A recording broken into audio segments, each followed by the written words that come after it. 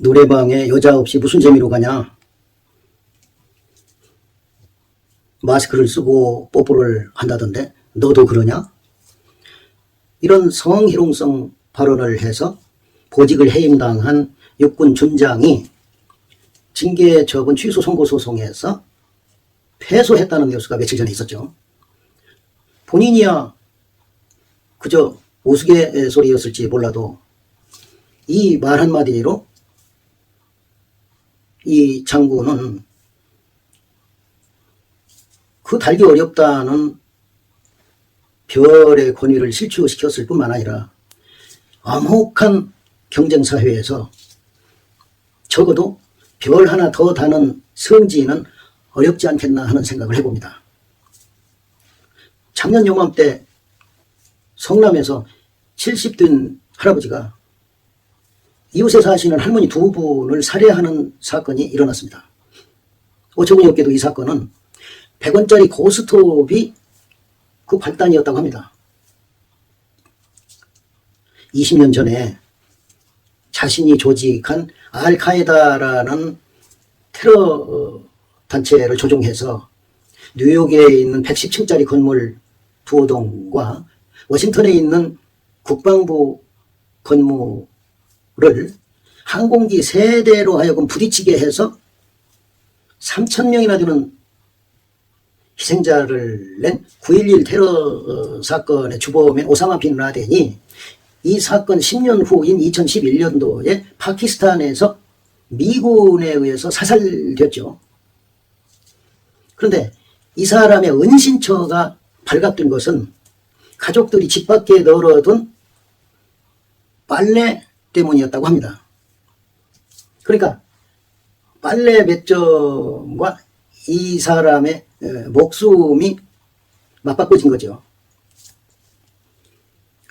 전 국토의 4분의 1이 해수면보다 낮아서 바닷물이 들어오지 못하도록 둑을 많이 쌓아둔 네덜란드에서 한 소년이 그 둑에서 새어나오는 작은 물줄기를 손가락으로 막아서 그 둑이 무너지는 사고를 미연에 방지했다.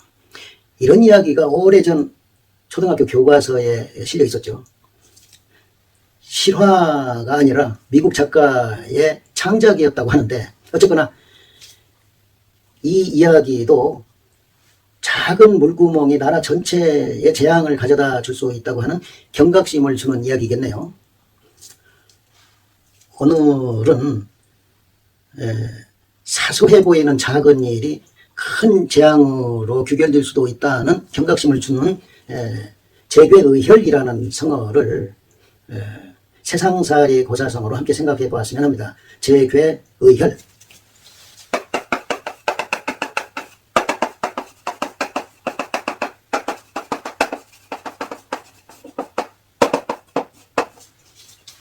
독재, 무너질 배, 개미의 구멍혈,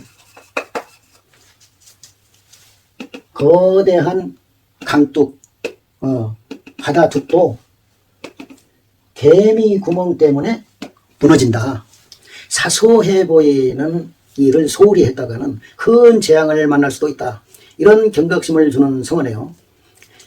이 이야기는 중국 전국시대 말기, 그러니까 BC 250년을 전후해서 거의 비슷한 시기에 쓰여진 여시춘추하고 한비자라는 책에 실려있는 이야기에서 유래했습니다. 여시춘추에 있는 이야기부터 한번 볼까요?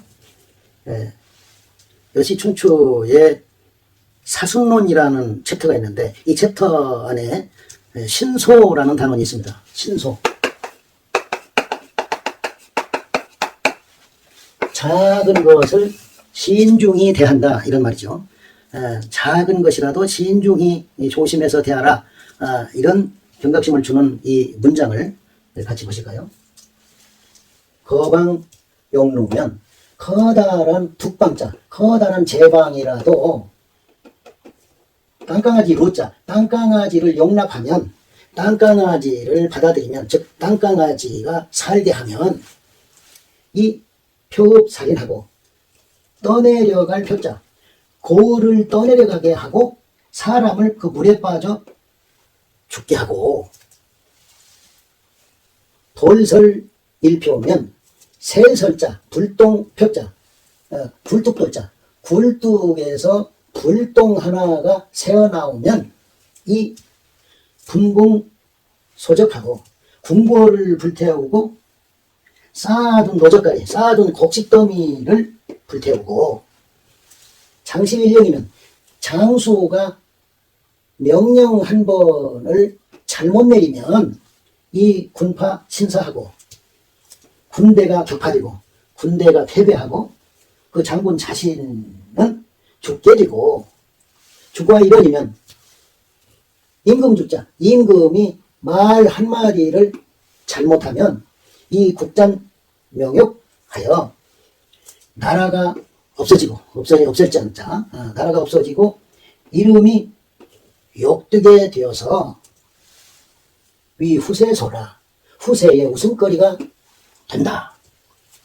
인지정은, 인간의 정이라는 것은, 이 말은 인간 세상의 실정이라는 것은, 실제 생활이라는 것은 불골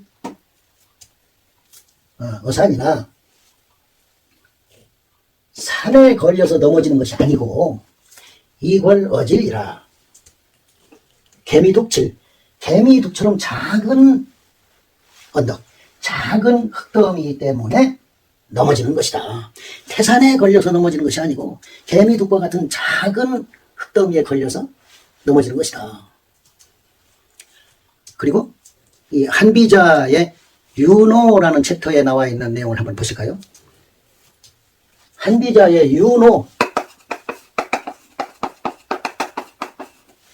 유는 비유할 유, 노자는 노자겠네요. 그러니까 노자의 사상에 비유해서 비유할 유, 역사적 사건을 설명한다, 이런 뜻을 가지고 있습니다. 이 윤호라는 챕터에 이런 내용이 있습니다. 천하지 난사는, 천하의 어려운 일은 필작어이하고 반드시 쉬운 일에서 시작되고 비롯되고, 천하지 대사는, 천하의 큰 일은 필작어세라, 반드시 작은 일에서 비롯된다.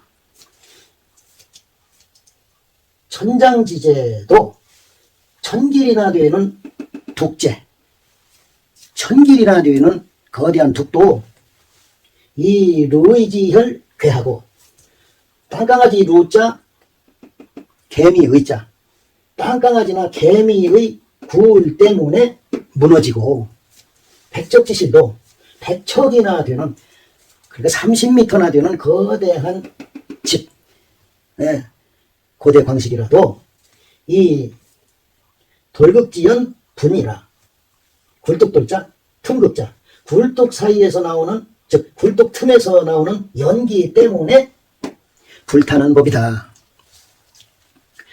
역시 이 여시충추의 선식남이라는 챕터가 있는데, 그 챕터에 찰미라는 단어네, 찰미,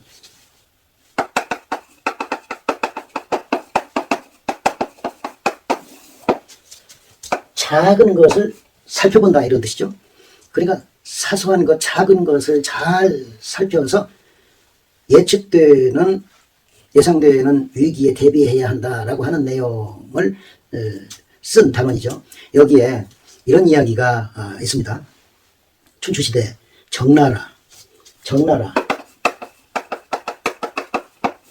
정나라의 귀생이라고 하는 왕자가 군대를 이끌고 송나라를 침공했습니다. 송나라를.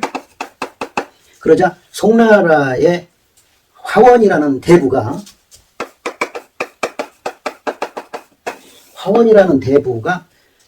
사령관이 돼가지고 군대를 이끌고 이 정나라의 귀생이 이끄는 군대와 싸우게 됐습니다. 전쟁이 있기 하루 전에 이 화원이 자기 군대의 병사들에게 양을 잡아서 대접했습니다. 이것을 먹고 내일 잘 싸우다오 하고 이렇게 사기를 북돋우는 잔치를 벌여줬는데 이때 사소해 보이는 실수를 한 가지 합니다. 이 화원에 수레를 모는 사람이 있었다 이거예요. 이 사람이 양짐이라는 사람이다. 양짐. 짐작하다 할 때 짐자지요. 예. 양짐이라는 사람이 이 화원 사령관의 수레를 모는 마부였다 이 말이에요. 근데 그 양고기를 병사들한테 대접하면서 이 화원이 자기의 마차를 몰아주는 수레를 몰아주는 이 양짐에게는 양고기를 주지 않았다 이거예요. 다음날 전쟁이 시작되자 자기 사령관인 화원을 마차에 태운 이 양짐이라는 마부가 곧장 달려갔습니다. 어디로 달려갔냐면은 적진인 정나라 군대로 달려가 버렸습니다. 그래서 이 싸움은 간단히 정나라의 승리로 돌아갔고 송나라의 화원이라는 사령관은 포로가 되어버렸습니다. 왜 요즘에도 간혹 나쁜 짓을 한 사람이 자기의 운전기사나 가사도우미 같은 사람을 하대해가지고 그들의 폭로나 증언에 의해서 망신을 당하는 경우가 있지 않습니까? 아주 비슷한 경우라고 하겠습니다. 자, 이 사건에서 화시양이라는 이야기가 유래하게 됐다 이런 얘기입니다. 이 화원이라는 사람이 양고기를 병사들한테 대접하면서 자기와 가장 가까이 있는 자기의 안전을 지켜주는 이 수레를 모으는 양짐이라는 마부에게는 주지 않았다. 그래서 큰 화를 당했다. 이런 경각심을 주는 성어로 이 화시양이라는 성어가 유래했다 이런 얘기입니다. 고려시대 중기 1170년 가을에 음력으로는 8월에 정중부의 난이 일어났죠. 먹고 마시고 즐기기를 좋아하면서 백성들의 곤궁한 처지는 아랑곳하지 않았던 이 의종이 문관들만 총애하고 무관들을 우습게 봤던 경시했던 것이 이 정중부의 난을 불러온 큰 원인이었다 이런 말씀입니다. 이해에 저 경기도 파주군 장단면 그때나 지금이나 지명은 같더라고요. 이 장단면에 장단? 예. 여울단자죠. 장단면에 있는 보현원이라는 유락시설에서 산해진미의 금준미주로 지펀하게 문관들과 마시고 즐기고 있던 의종이 그때까지 나라를 지키고 왕을 지키고 문신들을 지켜주던 무신들에게 그 많은 음식 한 입 먹어보라고 권하는 법이 없이 호위만 하게 했다 이 말이죠. 그러면서 수바키라는 게임을 하게 했습니다. 수바키. 이 희자는 놀이 희자죠. 그리고 이 박자는 칠박자죠. 손과 발로 이렇게 상대를 쳐서 넘어뜨리는 뭐 이런 게임이었던 것 같아요. 태권도 대련 비슷한 게임이었던 것 같아요. 이것을 무신들로 하여금 하게 해놓고선 왕과 문신들은 희덕거리면서 관람하고 있었다 이런 말씀입니다. 생각해 보십시오. 무신들의 입장을. 화가 나지 않겠습니까? 음식 한번 먹어보라고 주지도 않고 술 한잔 마셔보라고 주지도 않으면서 무슨 광대 좀 죄송한 표현입니다만 무슨 뭐 동물들의 놀이 구경하는 것처럼 자기들은 구경하고 있으면서 무신들한테 그렇게 쇼를 하라고 했으니 화가 났죠. 그런데 이 수바키에서 나이가 많은 대장군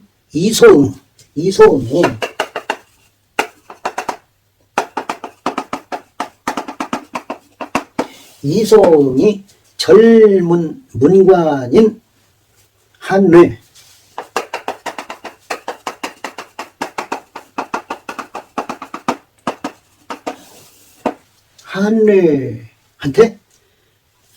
뺨을 맞는 사건이 일어났습니다.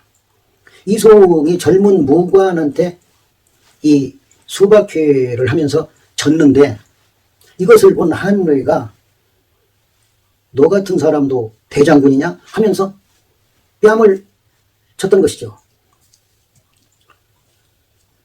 이 사건이 있은 몇 시간 후에 무관들이 총 걸기해서 문신들을 죄다 학살하고 왕의 자리에서 끌어내려 가지고 거제도로 귀양을 보낸 사건이 바로 정중부의 난이다, 이런 말씀이에요. 잘 생각해 보면은 문신이라는 이유만으로 경거망동했던 한뇌나 나라에 적이 쳐들어오면 누가 지킵니까? 무관들이 지키지 않습니까? 군인들이. 그런데 무관을 하대하고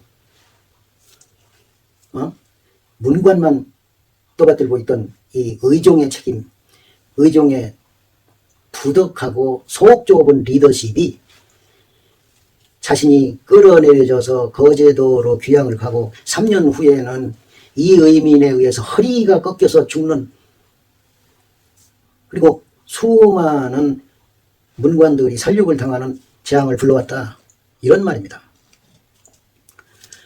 고려시대 가장 강력한 권력을 가졌던 사람이라고 일컬어지는 최충헌이 있죠. 최충헌. 예,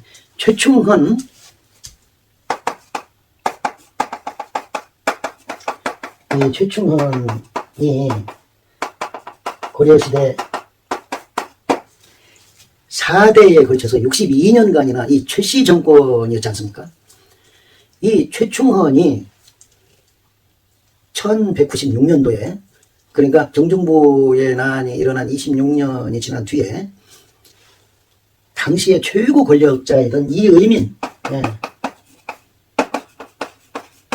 방금 제가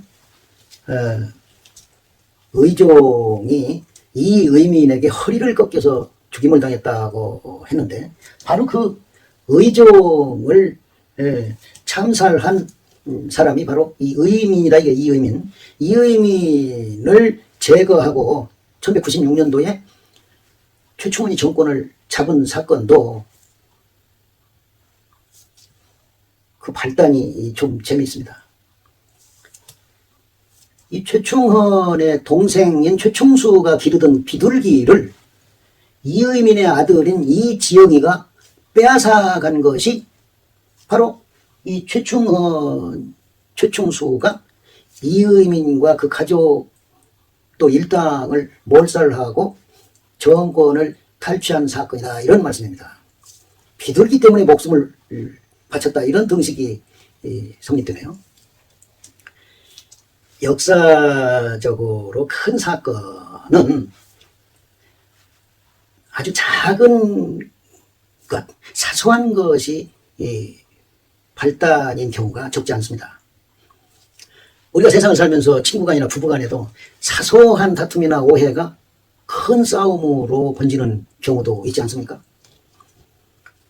또 이런 정도는 뭐 괜찮겠지, 별것 아니겠지 하고 한 언동이 자신을 패가망신하게 하는 큰 사건으로 번지는 경우도 또 적지 않죠. 판검사니 뭐 교수니 의사니 전직 국회의장이니 이런 사람들이 성추행 같은 것을 저질러서 망신을 당하는 경우도 비슷한 경우라고 봐야 하겠습니다. 오랫동안 꿈꾸던 세계 일주를 공들여서 준비해서 목포에서 부산에서 인천공항으로 갔는데 비행기 표를 놓고 왔다면 어떻게 하겠습니까? 우리가 세상을 살면서 사소해 보이는 일, 가벼워 보이는 일도 때로는 자신의 목숨을 앗아가기도 하고 전쟁에서 패하는 큰 재앙으로 발전하는 수가 있다. 이런 경각심을 가지고 우리가 작은 일에도 소홀히 해서는 안 되겠다. 이런 교훈을 주는 성어 재괴의 혈을 함께 생각해 보았습니다.